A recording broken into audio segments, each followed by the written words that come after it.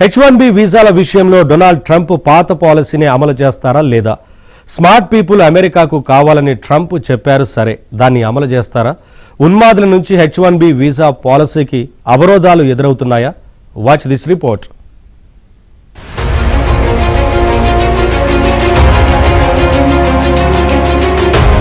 H1B visa అంశంపై అమెరికాలో విస్తృత చర్చ జరుగుతోంది.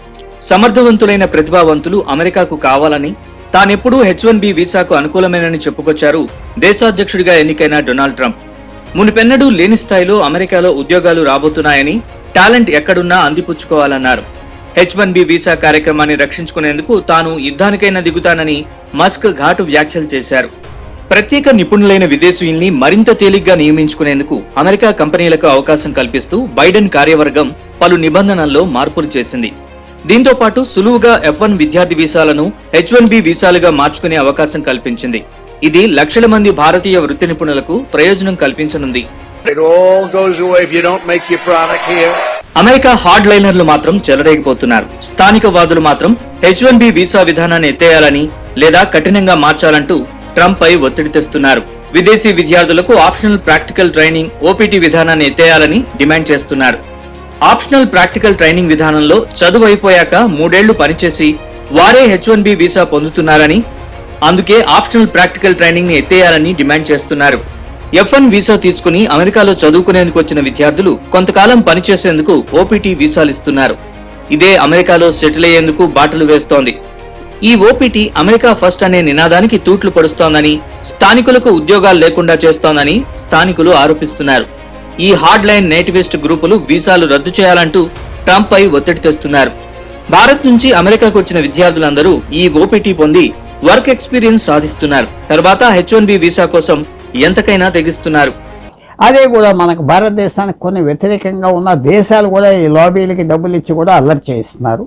అందువల్ల చూడవలసింది ఏంటంటే ట్రంప్కి రాజకీయ ఒపోనెంట్స్ ఈ గొడవ చేస్తున్నారు. ఎలాగైనా ఇలాన్ మస్క్ లాంటి వాళ్ళు సలహాలు కూడా తగ్గించాలి. ఆయన ఉంటే డొనాల్డ్ ట్రంప్కి చాలా బలంగా ఉన్నది అనే ఐడియాతో ఆయన గెలిపించేది కొంతవరకు ఆయన చేసి ఆయన మీద కూడా విరోధం తీసుకోవటానికి ఎప్పుడైతే ఇలాన్ మస్క్ వివేక్ రామస్వామి కొంచెం అగ్రెసివ్గా వెళ్ళారు. వాళ్ళు చెప్పింది ఏంటి, మన అమెరికన్ సాంప్రదాయంలో కష్టపడి చదవాలి, కష్టపడి పని చేయాలి అని లేదు మన కల్చర్లో అని చెప్పడంలో అదొక అవకాశం ఇచ్చారు అందరూ వాళ్ళు విమర్శించడానికి. ఇప్పుడు ట్రంప్ చేసింది ఏంటంటే అందరినీ నిశ్శబ్దంగా ఉండమన్నాడు, ఏం మాట్లాడొద్దన్నాడు. నాకు H1B వీసాలు ఇవన్నీ కావాలన్నాడు, కానీ మాట్లాడొద్దన్నాడు. మన పరిపాలనలోకి రాలేదు. తప్పకుండా రాబోయే రోజుల్లో ఇలాన్ మస్క్ వీళ్ళందరూ సైలెంట్ అవుతారు. వాళ్ళకి వ్యతిరేకంగా ఉన్న వాళ్ళు సైలెంట్ అవ్వరు. OPT 3 ఏళ్లకు ఇస్తారు. తర్వాత H1B వీసా వస్తే అమెరికాలో 6 ఏళ్లు దర్జాగా ఉండొచ్చు. అంటే ఒక్కసారి విద్యార్థిగా US వెళితే 9 ఏళ్లు ఉద్యోగాలు చేసుకోవచ్చు. ఈ మధ్య కాలంలో రకరకాల మార్గాల్లో ట్రై చేసి గ్రీన్ కార్డులు పొందుతున్నారు మన వాళ్ళు. అంటే శాశ్వతంగా అమెరికా పౌరులైపోతున్నారన్నమాట. అందుకే H1B వీసా పాలసీని రద్దు చేయాలని కోరుతున్నారు అమెరికా ఛాందసవాదులు. వీరంతా గ్రూపులుగా ఏర్పడి అమెరికా ఫస్ట్ నినాదాన్ని ట్రంప్ అమలు చేయాలని కోరుతున్నారు. నిజానికి మొన్నటి ఎన్నికల్లో ఈ హార్డ్ లైనర్స్ ట్రంప్ విజయం కోసం చాలా కష్టపడ్డారు. 2023లో అమెరికాలో విద్యార్థి వీసాల కింద 15 లక్షల మంది చదువుకోగా వారిలో 3,50,000 మందికి OPT వచ్చింది. అమెరికాలో చదువుకున్నాక తమ స్వదేశాలకు వెళ్లిపోయేలా చట్టాలు చేయాలని ట్రంప్ ని కోరుతున్నారు.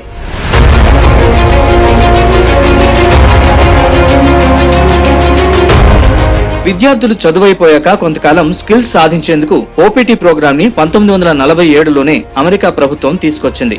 వారు చదువుకున్న కాలేజ్, యూనివర్సిటీకి దరఖాస్తు పెట్టుకుంటే ఈ OPT వీసాను department of homeland security, US citizenship and immigration services వారు వీసా ఇస్తారు. OPTలు ఎన్ని ఇవ్వాలన్న దానిపై ఎలాంటి నియంత్రణ లేదు. అందుకే ఈ OPT వల్ల జాతీయ సమగ్రతకే ముప్పు వాటిల్లుతోందని వాదిస్తున్నారు స్థానికులు. ఈ OPT వీసా విధానం ఉండడం వల్లే లక్షలాది మంది చదువుకునేందుకు అమెరికా వస్తున్నారు. ఈ వీసాల విషయంలో అమెరికా నిట్ట నిలువున 2 వర్గాలుగా చీలిపోయింది.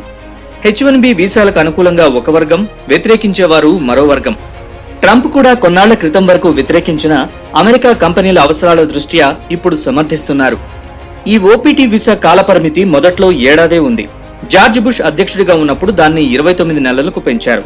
స్టెమ్ డిగ్రీస్ అంటే సైన్స్, టెక్నాలజీ, ఇంజనీరింగ్, మ్యాథ్స్ చదువుకునే వారికి ఒబామా అధ్యక్షుడిగా ఉన్నప్పుడు 36 నెలలకు పొడిగించారు. అంటే స్టెమ్ కోర్సుల్లో చేరేవారు చదువు పూర్తయ్యాక 3 ఏళ్లు అమెరికాలోనే ఉండొచ్చన్నమాట.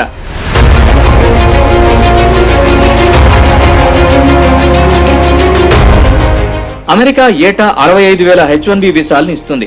అమెరికన్ విద్యా సంస్థల్లో మాస్టర్స్ విద్య చదివిన విదేశీ విద్యార్థులకు మరో 20,000 వీసాలని కల్పిస్తుంది. ఇది చట్టపరమైన పరిమితి.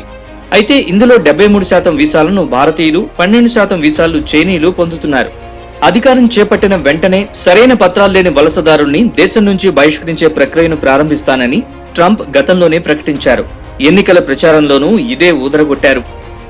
ఇటీవల ట్రంప్ తాను అక్రమ వలసలకు వ్యతిరేకం తప్ప సక్రమంగా ఎవరైనా అమెరికా రావచ్చని, H1B వీసా విధానానికి అనుకూలమేనని తేల్చేశారు. దీంతో అమెరికా స్థానిక ఛాందసవాదుల గొంతులో పచ్చి వెలక్కాయ పడినట్లయింది.